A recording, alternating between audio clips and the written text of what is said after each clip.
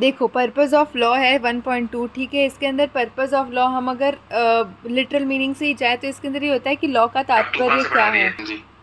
Law होता क्या है, सबसे पहले हमें ये देखने की भी ज़रूरत है। तो जो ऑस्टिन ने बोला था ना कि law is the command of sovereign back by sanction, ये चीज़ भी हम इसके अंदर लिख सकते हैं, ठीक है। उसके बाद में हमें बहुत ही प्रिमिटिव डेफिनेशन लिखनी है लॉ की, कि लॉ होता क्या है।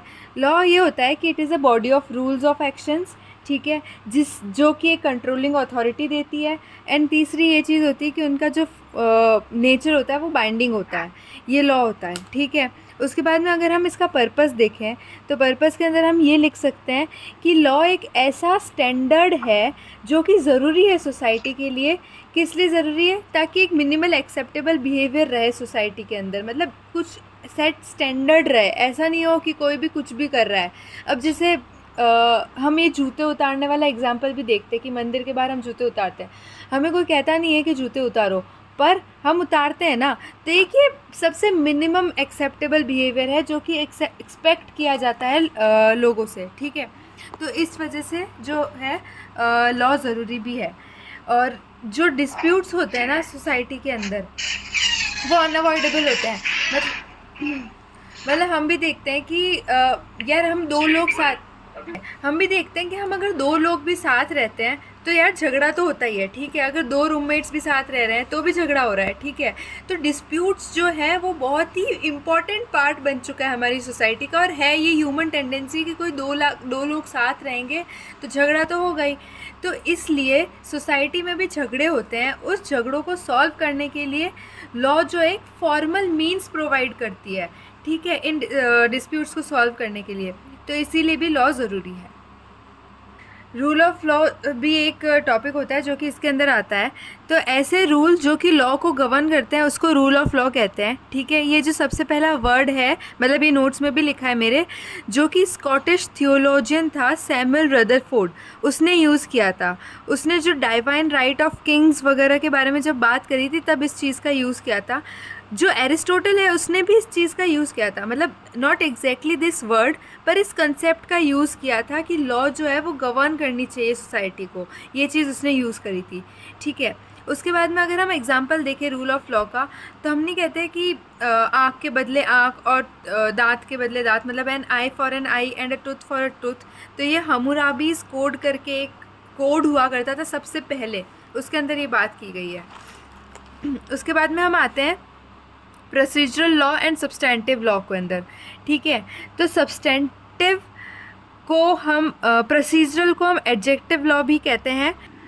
अब यहाँ पे प्रोसीजरल और सब्सटैंटिव लॉ में क्या डिफरेंस, तो सब्सटैंटिव और प्रोसीजरल लॉ में क्या डिफरेंस है कि प्रोसीजर बेसिकली जैसे समझ आ रहा है, सब्सटैंटिव लॉ है कि मैंने आपको बता दिया कि अगर आप ये क्राइम करते हो तो आपको ये सज़ा मिलेगी, इतनी सज़ा मिलेगी, क्या ये सब बताता है ना, जो बेसिकली आपको लॉ बता रहा है कि ये क्राइम है और अगर आपने ये क्राइम किया है तो आपको इतनी सज़ा है। जैसे IPC for instance substantive law है। प्रोसीजरल लॉ वो होती है जो बताती है कि अगर ये क्राइम हुआ है तो क्या क्या प्रोसीजर होगा, जो सीआरपीसी हमें बताती है। और तीसरी तरह की एक लॉ हमारे पास और होती है जो यहाँ पे लिखी नहीं गई है, वो होती है एडजेक्टिव लॉ। एडजेक्टिव लॉ जो होती है वो ये बताती है कि जो प्रोसीजर और सब्सटैंटिव दोनों का मिक्सचर होती है। जैसे हमारे पास है एविडेंस एक्ट, रजिस्ट्रेशन एक्ट है, और ये रजिस्ट्रेशन एविडेंस।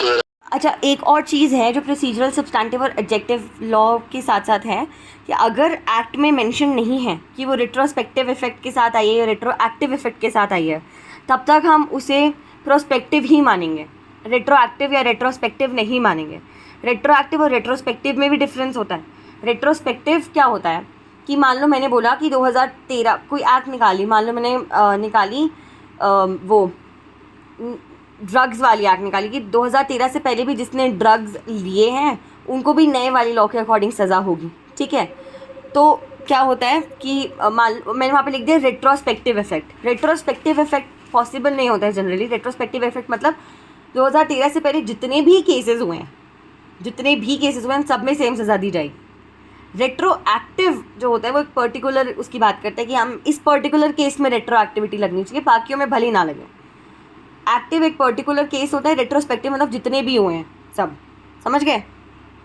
अब केस लॉ की अगर हम बात करें तो हमारे पास केस है नानी गोपाल मित्र वर्सेस स्टेट ऑफ बिहार। ये रेट्रोस्पेक्टिविटी का ही केस है। इसमें ये कहा गया था कि अगर जब हमने क्राइम किया था उस वक्त पुरानी लॉ थी, तो उसी के अकॉर्डिंग प्रोसीडिंग वगैरह चलेंगी, नई लॉ जो है वो अप्लाई नहीं होगी।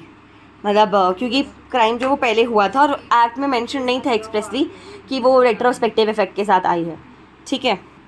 फिर इसका एक और केस लॉ है Hitendra Vishnu Thakur and others etcetera versus state of Maharashtra. इसमें भी ये कहा था कि कोई भी प्रोसीजरल स्टैट्यूट है वो कभी रेट्रोस्पेक्टिवली अप्लाई नहीं हो सकता, हमेशा वो प्रोस्पेक्टिव ही होगा प्रोसीजरल स्टैट्यूट, ठीक है। तो अब ना इसमें कि ट्वाइलाइट जोन की जो बात हो रही है वो क्या है, बेसिकली जो मैंने अभी एग्जेक्टिव लॉज बताए थे, जो प्रोसीजरल और सब्सटैंटिव दोनों का मिक्सचर होते हैं, वो ट्वाइलाइट जोन में आते हैं। तो इसमें क्या हुआ, इसका एक एग्जांपल यहाँ पे दे रखा है कि जैसे वाइकारियस लाइबिलिटी के केसेस होते हैं जहाँ पे सर्वेंट मास्टर्स के बिहाफ पे काम करता है, तो हमें देखने में लगता है वो प्रोसीजरल है, लेकिन अभी एम्प्लॉय की जो लाइबिलिटी है वो सब्सटैंटिव लॉ में दे रखी है, तो वो दोनों का मिक्सचर हो गया, इसलिए वो ट्वाइलाइट जोन में आ गया है। तो यही है 1.2।